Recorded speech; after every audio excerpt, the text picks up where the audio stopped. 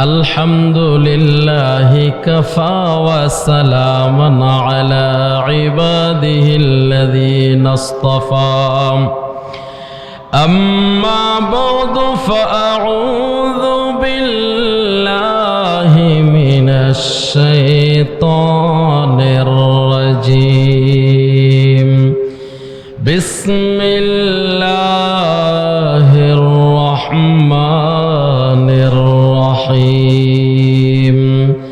إن الله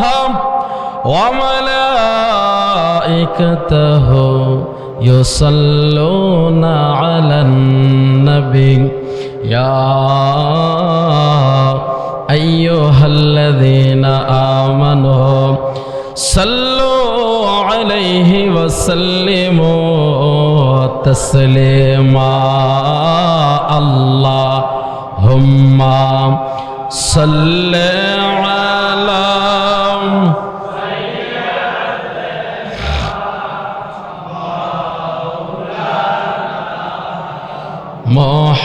محمد وعلى آله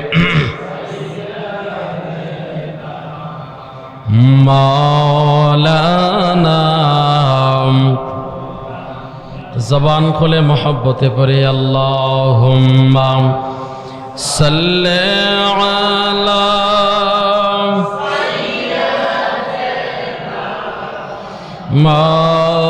مولانا محمد وعلى آله سيدنا مولانا نبي علي ما فاطمة إمام حسن হুসেন পঞ্জাতন লক্ষ কোটি সালাম জানাই লক্ষ কোটি সালাম জানাই পঞ্জাতনের পাক চরণ আল্লাহুম্মা صل على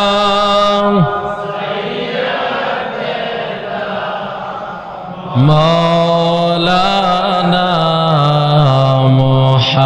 محمد وعلى آله سيدنا مولانا لا إله إلا الله لا إله إلا الله لا إله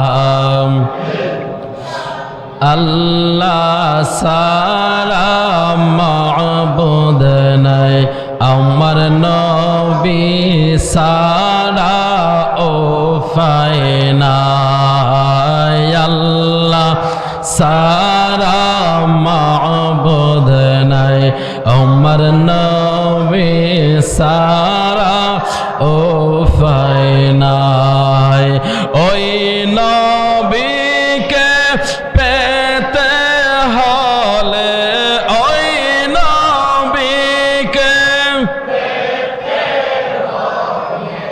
মৌলা আলীর দয়া চায় লা ইলাহা ইল্লাল্লাহ লা ইলাহা ইল্লাল্লাহ লা ইলাহা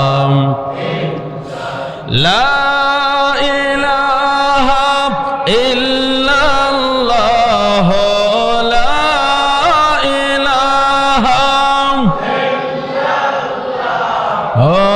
লা ইলাহা ইল্লাল্লাহ লা ইলাহা ইল্লাল্লাহ লা ইলাহা আল্লাহ লা ইলাহা ইল্লাল্লাহ লা ইলাহা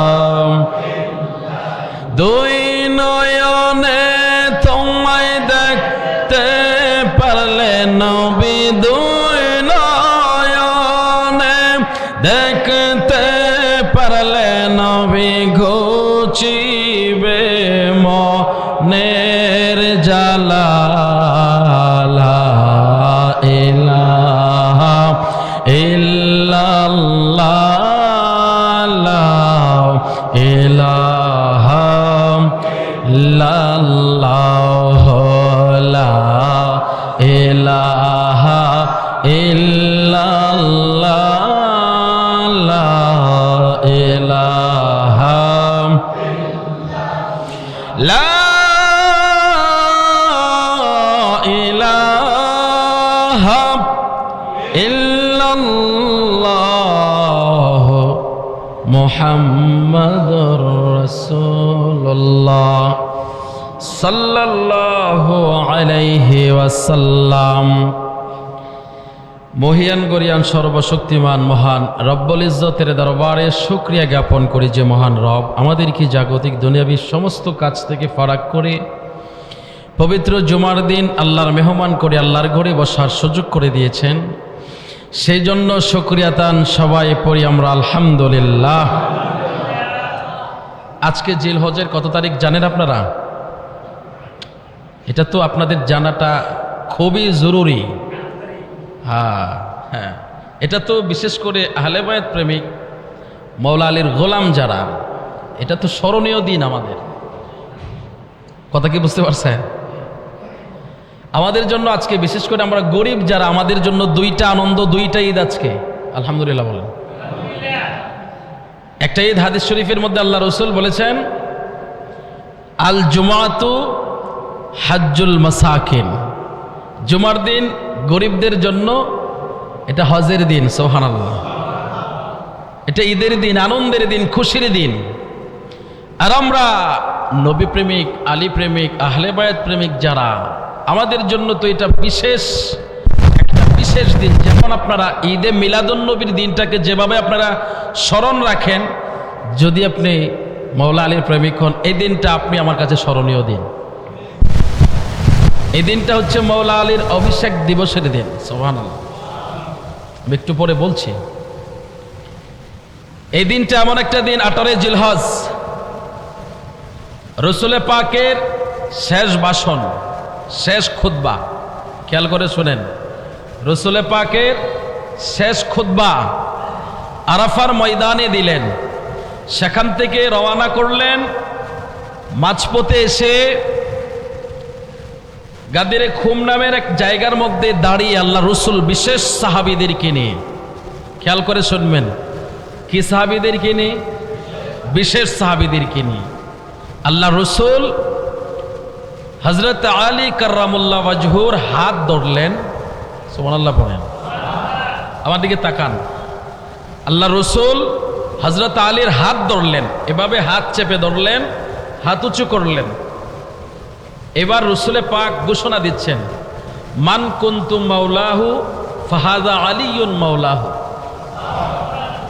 এটা আমার মুখের কথা না, এটা হাদিসে পাক। আমি আপনাকে দেখাইতে পারবো।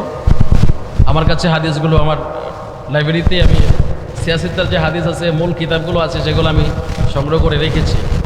আমরা ক্লাস থেকে এগুলো আর ফেরত দেই নাই, আমরা নিজস্বভাবে আমি নিজের টাকা দিয়ে ক্রয় করে রেখে দিয়েছি। কারণ কখন যে কে আটকায় ফেলা তা তো বলা যায় না, বলে ঠিক না? এগুলো তো আমাদের এভিডেন্সগুলো দরকার। বিশেষ করে আহলে বায়াতের উপরে যে এভিডেন্সগুলো আমি জড়াও করেছি আমার দেখা চোখে, আমি ক্ষুদ্র